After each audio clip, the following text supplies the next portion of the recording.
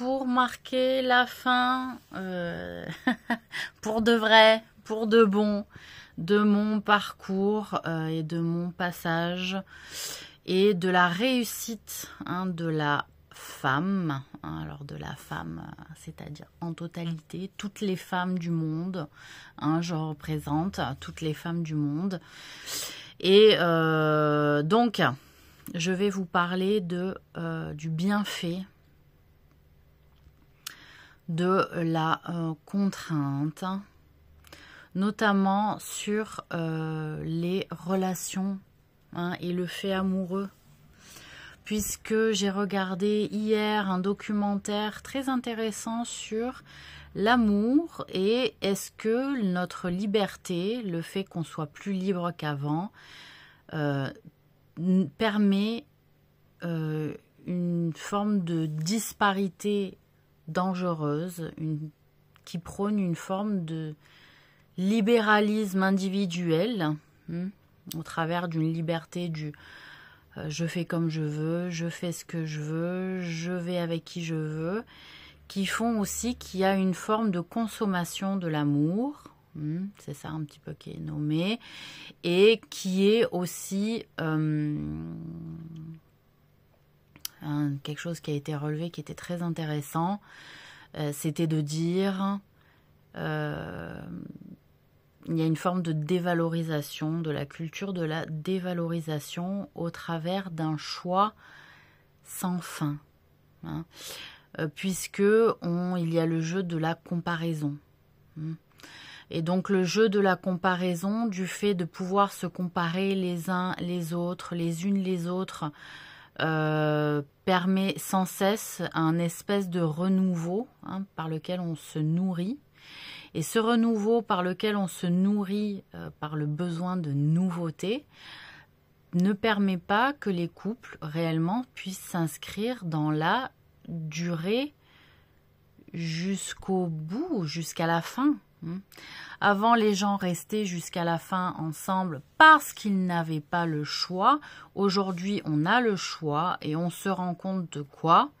Que des personnes consomment les relations amoureuses et de fait d'insatisfaction liée à une surconsommation aussi de thérapie, de psychothérapie, de psychanalyse, en surdétaillant les moindres faits et gestes du partenaire ou de la partenaire.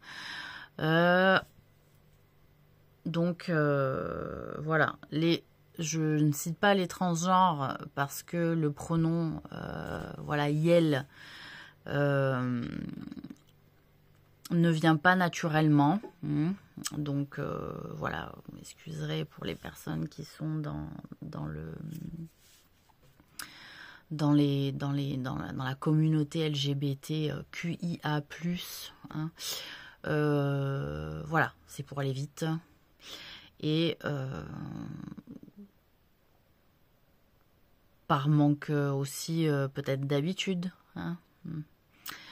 Voilà, alors, donc la contrainte, elle est intéressante dans le sens où, après j'ai regardé le documentaire sur Tolkien, et il avait été ordonné à Tolkien de ne pas s'approcher vraiment de la femme aimée jusqu'à ses 21 ans, puisqu'il ne pouvait pas se marier avant l'âge de 21 ans et que du fait se rapprocher même physiquement ou intellectuellement d'une personne risquait de faire tomber le couple dans le péché.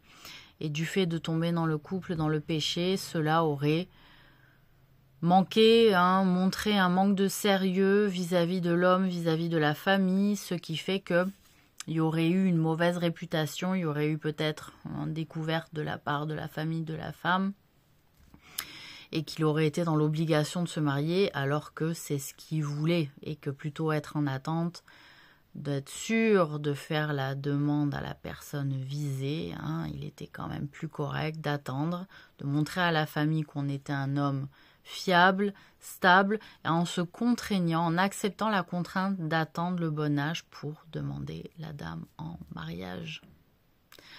Donc, il a été dit aussi dans le documentaire sur l'amour, qui était intéressant, c'est que quelque part en donnant toutes les autorisations, cela enlève de la magie, cela enlève, c'est ce que suggère en tout cas le documentaire, ça n'a pas forcément été dit sous cette forme-là, mais que la contrainte en amour permet l'imaginaire, le développement de l'imaginaire, permet de développer l'envie, permet de développer aussi le manque, parce qu'en réalité, quand on n'est pas contraint à attendre l'être aimé, à ressentir le manque vis-à-vis de l'être aimé, cela permet de normaliser la relation et que la normalisation amène à une forme de routine et que l'esprit humain s'ennuie de la routine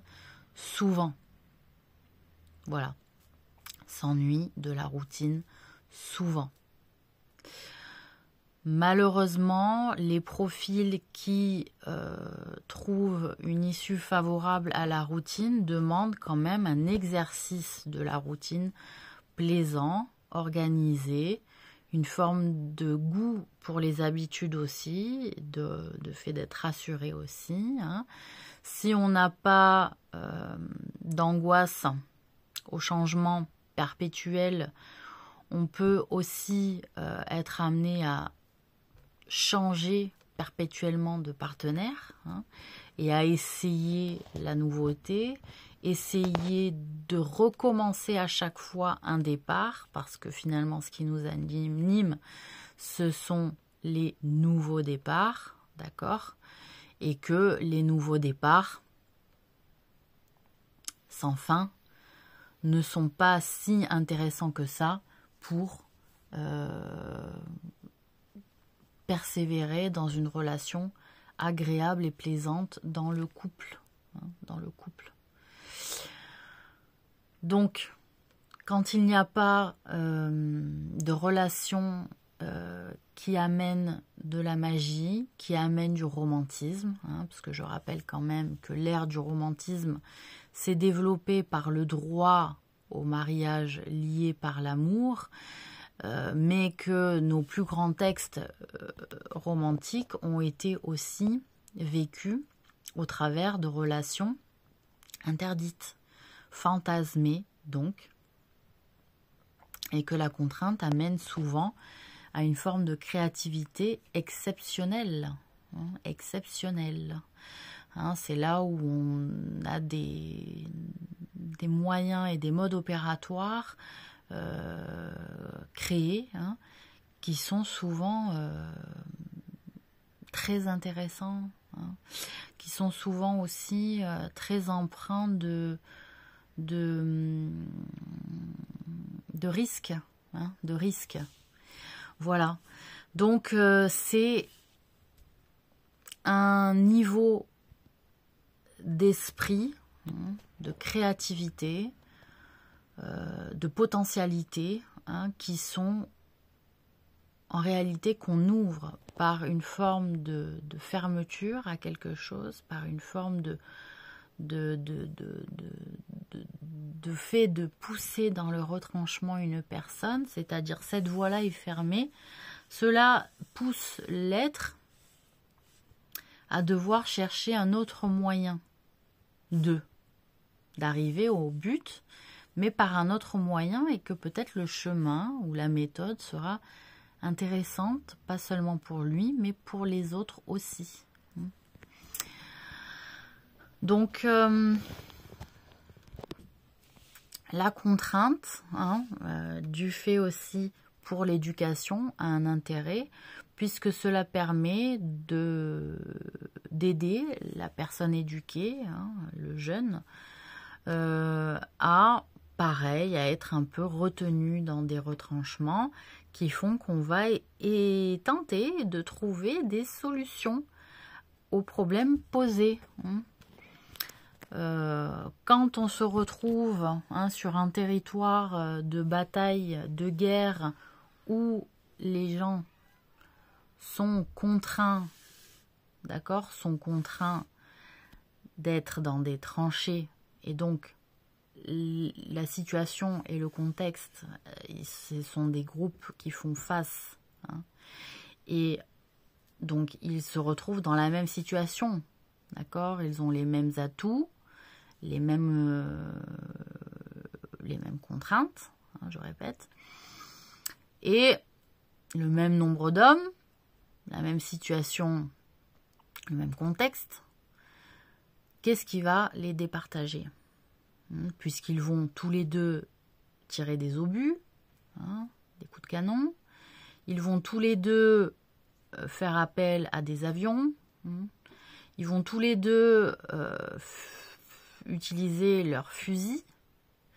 Qu'est-ce qui va faire qu'un groupe qui se fait face avec les mêmes moyens, les mêmes méthodes, il y en a un qui va gagner, qui va dépasser le jeu, hein, la stratégie de l'autre. C'est la capacité aux individus présents à réagir et à être créatifs vis-à-vis d'une contrainte. Et que sous la même contrainte, on n'a pas forcément le même résultat proposé par la personne qui a été mise sous contrainte. Voilà. Donc, l'amour, hein, le fait d'être romantique, c'est aussi c'est aimer des choses secrètes. C'est aimer des choses cachées.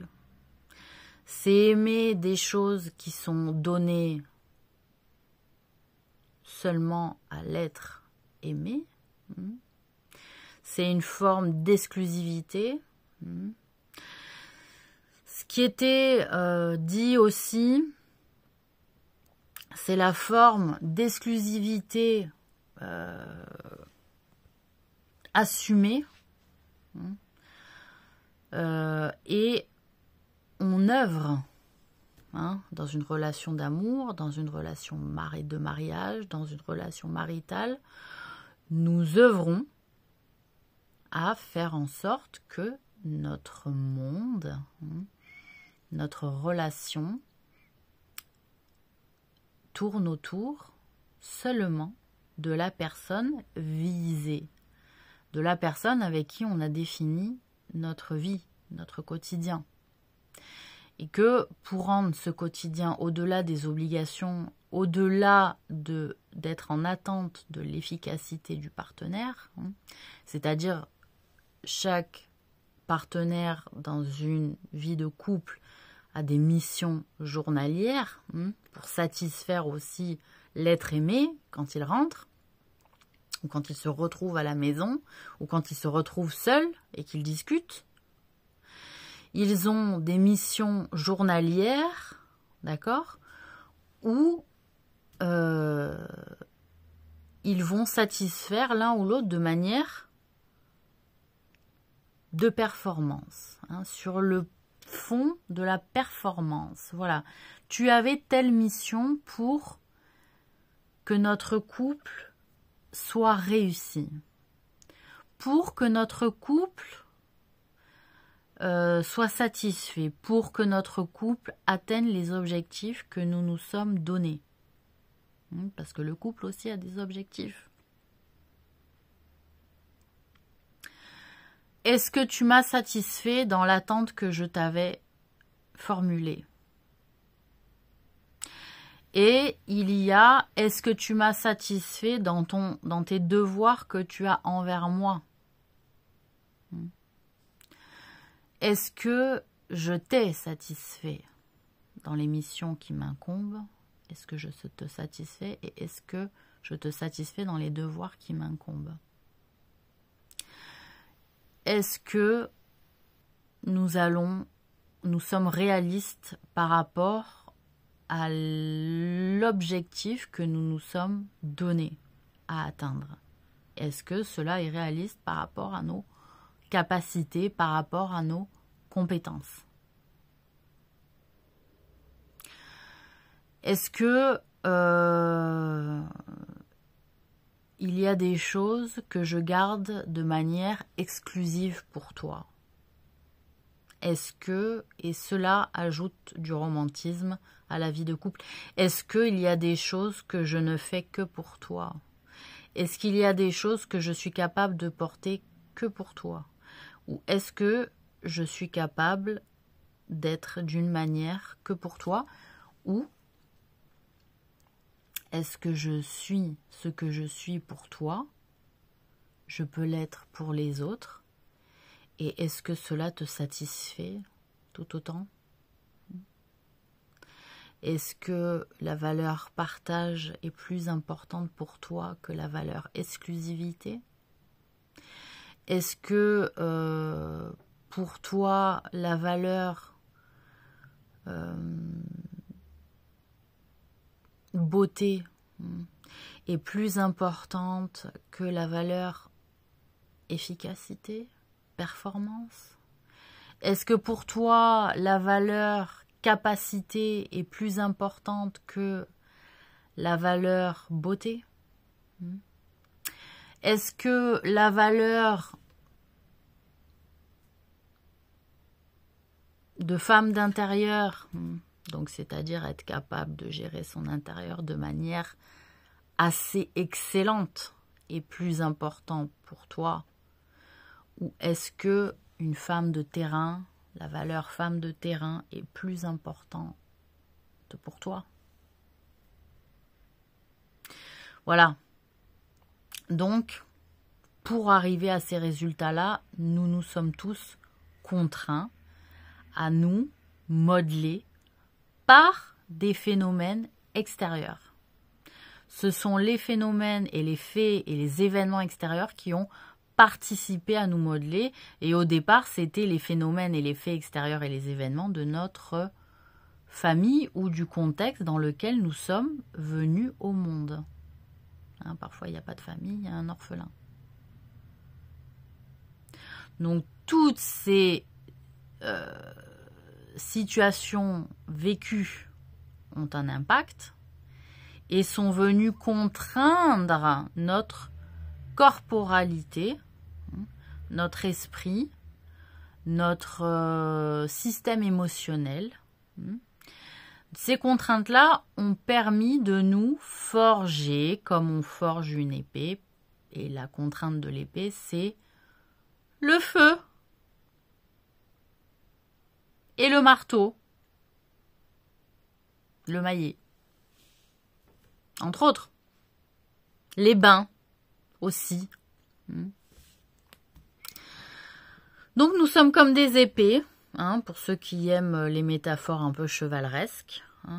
Et puis il y a les métaphores de fleurs, de plantes, avec les vents, ces événements extérieurs aussi, les tempêtes, qui forgent notre caractère de plante, le milieu environnemental naturel dans lequel nous apparaissons, qui permettent notre apparition aussi, le terreau, l'air, l'humidité du sol, les ressources en nourriture, les ressources d'insectes aussi, par la dilapidation et le port, le fait de porter des semences au travers de leur vol, de leurs ailes. Nous sommes une forme de résultat de la symbiose de contextes, d'événements, de situations liées à un lieu géographique, liées à un contexte familial, social, religieux aussi. Nous sommes liés par la relation que nous entretenons avec ces contextes-là.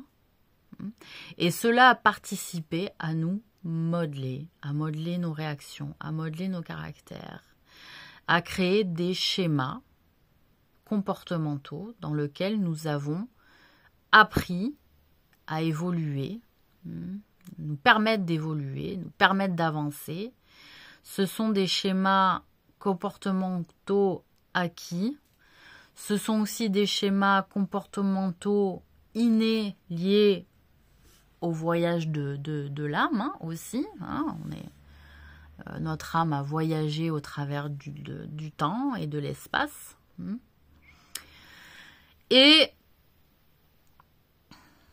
ce sont aussi des schémas qui ont permis notre survie et notre mode d'adaptation vis-à-vis de situations multiples.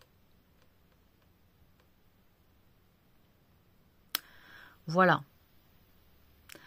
Donc, tout ça, hein, si je me meus dans l'espace, librement, hein, c'est parce que il y a une libéralité qui fait que je peux bouger mon bras. Hein.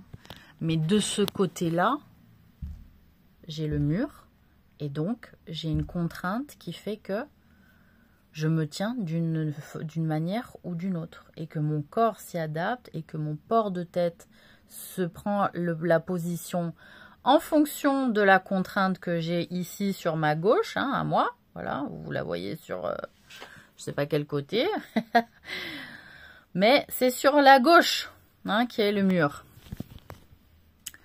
Voilà.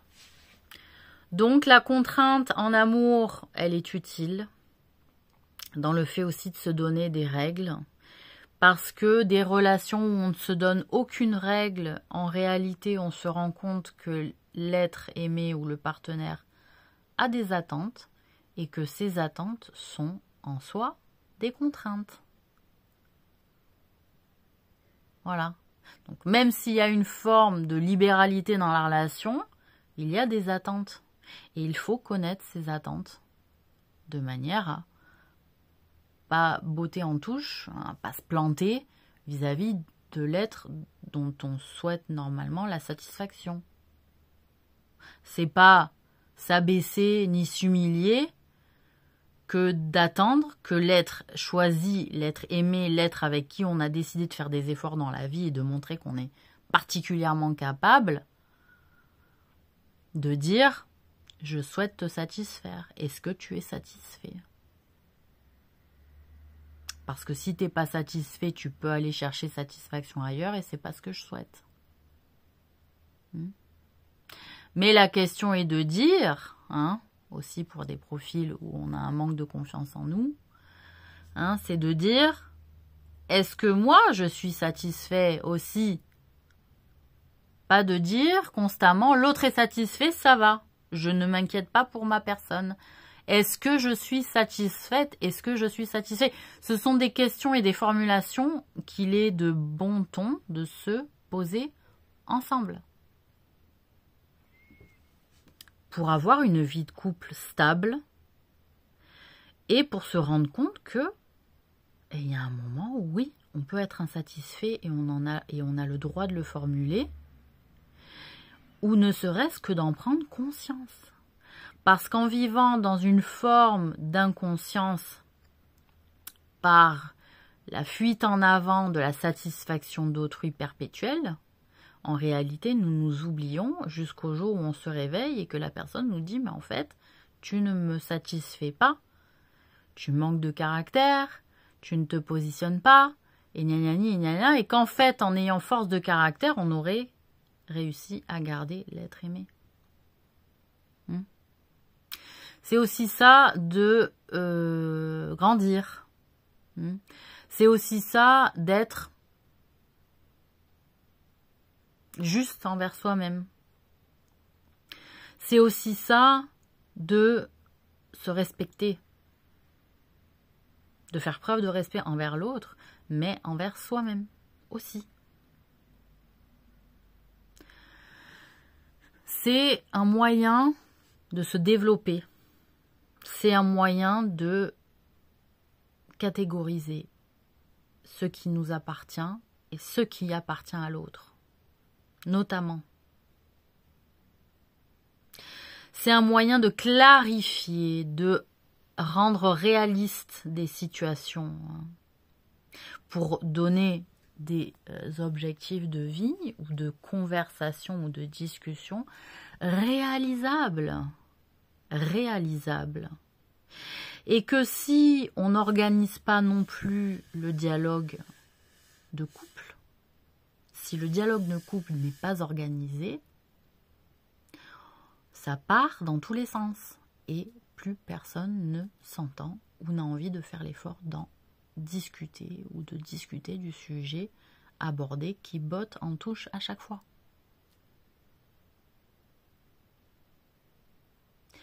Donc oui, on a un système de contraintes qui est lié à notre part d'existence. Voilà, nous existons par la contrainte.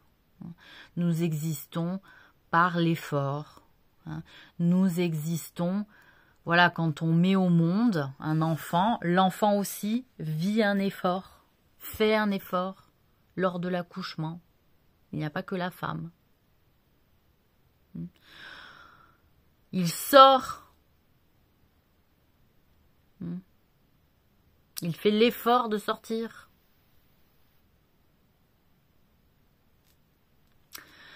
Et il y a une pression dans le ventre qui fait que il est impératif qu'il sorte. Ce n'est plus à son rythme du tout, à l'enfant. On sort de son rythme, on rentre dans le rythme de la vie, de la naissance au monde.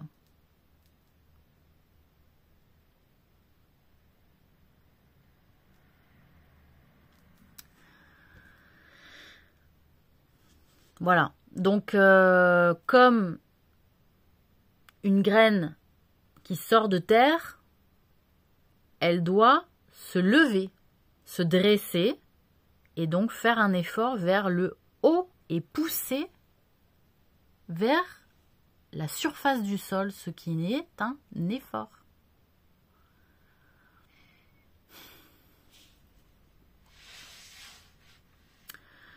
Donc, la contrainte nous pousse à être créateurs, créatifs, à libérer de la projection agréable, à libérer du plaisir aussi,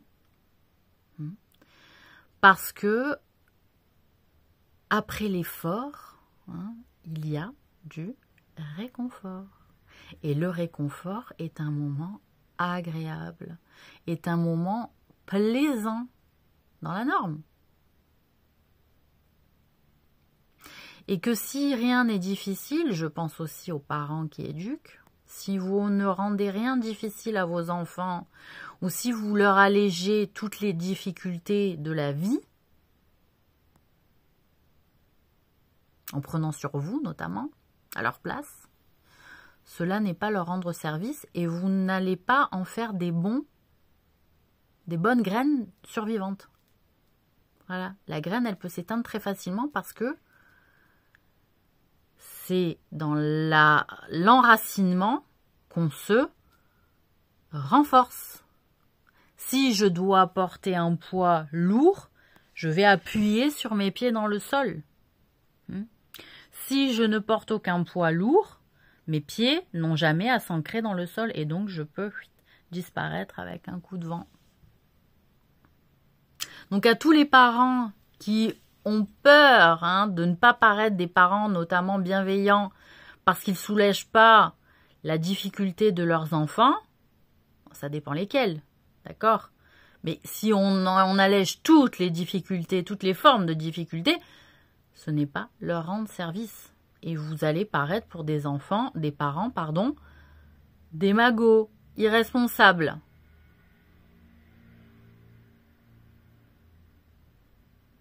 Donc, arrêtez de culpabiliser en disant « Est-ce que je suis un bon parent? Est-ce que je suis un mauvais parent si je laisse vivre un truc difficile à mon gamin? Est-ce que c'est votre gamin qui l'a cherché, oui ou non? Est-ce que c'est une situation qu'il va devoir affronter seul et cela fait partie de son destin pour l'endurcir? Peut-être. Posez-vous les bonnes questions. Soutenez-le. Soutenez-le dans la difficulté. Mais ne portez pas à la place. Voilà. Soyez un soutien. Montrez que quand même vous êtes une famille. que vous êtes là, que vous êtes présent. Donnez le bon exemple de la parentalité. Pour qu'ils soient un bon parent aussi. Hein, qu'ils puissent se rendre compte que dans un monde tel qu'il est aujourd'hui, on n'est pas tout seul.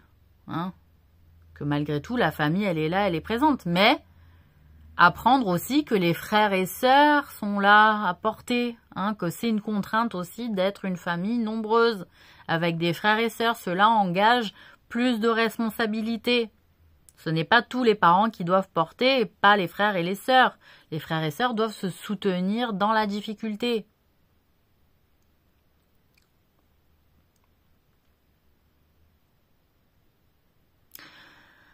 Voilà, donc pour conclure, je voulais quand même remercier les femmes.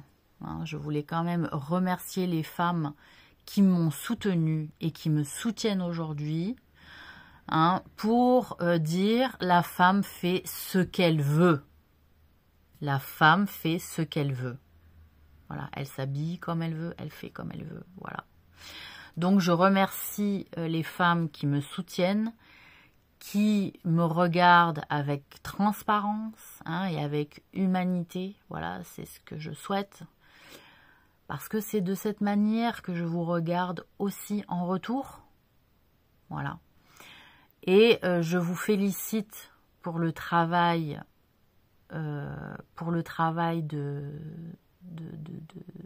collégial, hein, on va le dire, pour le travail collégial et en commun pour que le jeu de la femme gagne sur le jeu de l'homme, notamment politique, puisque